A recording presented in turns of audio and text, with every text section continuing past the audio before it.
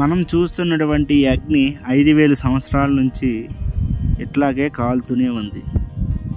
పాండవులు అజ్ఞాతవాసంలో ఉండేటప్పుడు ఈ ప్లేస్కి వచ్చారు. ఈ స్థలం పేరు ఏమంటే కర్షోగ్. ఈ మందిరాన్ని మామలేశ్వర మందిరం అంటారు. ఇక్కడికి వచ్చి దీన్ని స్థాపించారు. మొట్టమొదట వాళ్ళు యజ్ఞ భాగంగా శివుడికి ఆరాధించి ఈ అగ్నిని రగిలించారు. అప్పటి నుంచి ఇప్పుడు వరకు కూడా రగులుతూనే ఉంది. ఇప్పుడు మనం చూస్తున్నటువంటి ఆ డమరు ఇంకా ఈ ధాన్యము పాండవుల చేత స్థాపించబడినవి.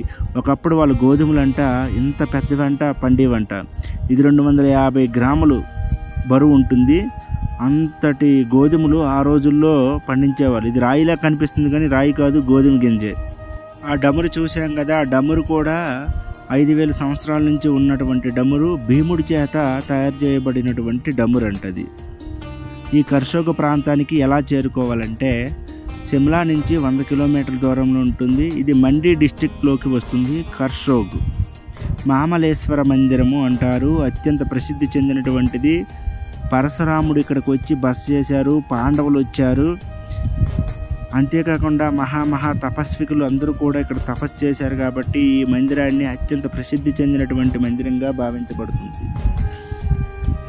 ఇంకా ఈ మందిరంలో ఉండేటటువంటి మామలేశ్వరుడు శివుడు అత్యంత ప్రసిద్ధి చెందినటువంటి వాడు. మామలేశ్వర అని ఎందుకంటారంటే ఒకప్పుడు మామల్ అనేటటువంటి ఒక కిన్నీర బాలిక భృగు అనేటటువంటి మహర్షికి నిరాడంబరంగా సేవ చేసేది. ఎటువంటి ప్రతిఫలాన్ని ఆశించకుండా సేవ చేయడం వల్ల భృగు మహర్షి చాలా ఆనందపడి ఈమె పట్ల ఆకర్షితుడయ్యి వెంటనే వివాహం చేసుకున్నాడు. వివాహం చేసుకున్న తర్వాత ఒక చిన్న పిల్లను కూడా కనడం జరిగింది. అప్పటి నుంచి ఆయన ఒక కిన్నెర బాలికని, కిన్నెర స్త్రీని వివాహం చేసుకోవడం ఒక దోషంగా భావించి అప్పుడు ఇక్కడ ఉన్నటువంటి శివుడిని ప్రతిష్ఠించడం అనేది జరిగింది.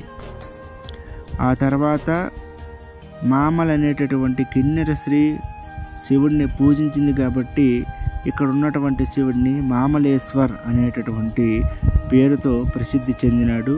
ఆ విధంగా పిలుస్తూ ఉంటారు. ఇంకా పాండవులు అజ్ఞాతవాసంలో ఉండేటప్పుడు ఈ ఊరికి చేరుకున్నారు. ఎప్పుడైతే ఈ ఊరికి చేరుకున్నారో ఈ ఊరిని ఒక రాక్షసుడు బాధిస్తూ ఉండేవాడు. ఆయనే బకాసురుడు. ఆ బకాసురుడు ఎవరిని పడితే వాళ్ళని మనుషుని దొరికినట్లుగా తినేసేవాడు. ఇలా తినేయడం వల్ల ఆ ఊరందరూ ఒక నిర్ణయానికి వచ్చారు. మేము ఒక రోజుకి బండి అన్నమును ఒక మనిషిని పంపిస్తాము, దాన్ని నువ్వు స్వాహా చేసుకోనేసి. దాన్ని బకాసురుడు అంగీకరిస్తాడు. యథావిధిగా ఊరందరూ కూడా బండి అన్నము ఒక మనిషిని పంపించడం జరుగుతుంది. వాటన్నిటిని తింటూ ఉంటాడు. ఆ విధంగా జరుగుతూ ఉంటే పాండవులు ఈ ఊరికి వచ్చిన తర్వాత ఏ ఇంట్లో అయితే ఉన్నారో ఆ ఇంటి వంతు వచ్చిందనమాట. వాళ్ళందరూ బాధపడుతూ ఉన్నారు. ఒక్కగాను ఒక్క కొడుకు, ఈయన్ని పంపిస్తే మా యొక్క ఇంకా జనరేషన్స్ ఏమవ్వాలి, మాకు ఇంకా పుత్ర సంపద మరి లేదే అనేసి వాళ్ళు బాధపడుతూ ఉంటే కుంతి మహారాణి పాండవులు 5గురు వాళ్ళలో అత్యంత బలశాలైనటువంటి భీముణ్ణి, నాయనా నీవు ఈ ఇంటి వంతు వచ్చింది కాబట్టి వాళ్ళకు బదులుగా నువ్వు వెళ్ళు, బండి అన్నాన్ని తీసుకుని వెళ్ళి అని చెప్పగానే భీముడు దానికి అంగీకరించి వెంటనే ఎక్కడైతే బకాసురుడు ఉన్నాడో ఈ కర్షోగ్ అనే ప్రాంతానికి ఒక 5 కిలోమీటర్ల దూరంలో ఆ ఊరు ఉంటుంది.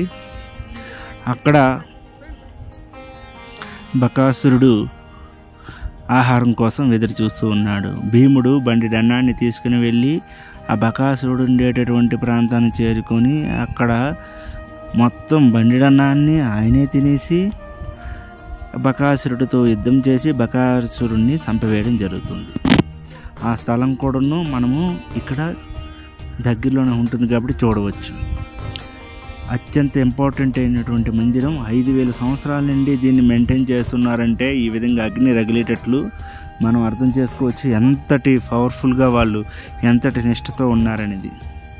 ఆ డమరు, ఆ త్రిశూలము అవన్నీ కూడా అద్భుతంగా ఉంటుంది. ఇక్కడికి శివుడు విగ్రహ రూపంలో ఉండకుండా, అంటే లింగ రూపంలో ఉండకుండా మూర్తి రూపంలోనే ఉంటాడు. మనం చూడవచ్చు. బయటను మాత్రం శివలింగాలు ఉంటాయి. కానీ మందిరం లోపల చూసినట్లయితే